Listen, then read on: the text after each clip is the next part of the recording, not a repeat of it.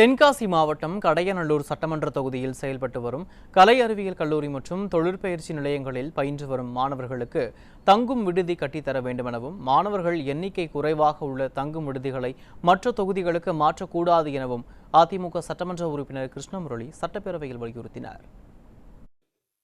கடையநல்லூர் சட்டமன்ற தொகுதியில்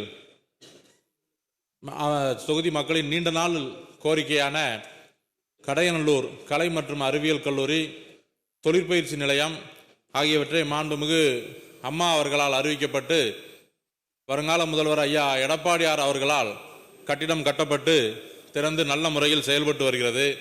அதன் அருகாமையில் அரசுக்கு சொந்தமான அதிகமான இடங்கள் இருக்கிறது.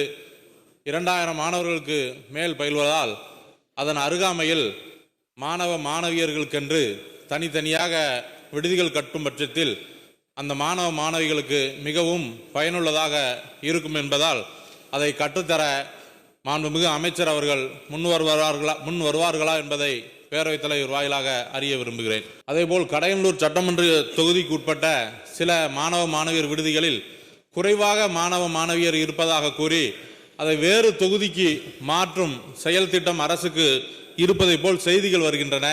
அது வேறு தொகுதிக்கு மாறாத வண்ணம் தொடர்ந்து கடையநல்லூர் தொகுதியிலேயே செயல்படுவதற்கு ஆவணம் செய்யும்படி அமைச்சர் அவர்களை பேரவைத் தலைவர் வாயிலாக கேட்டு அமர்கிறேன்.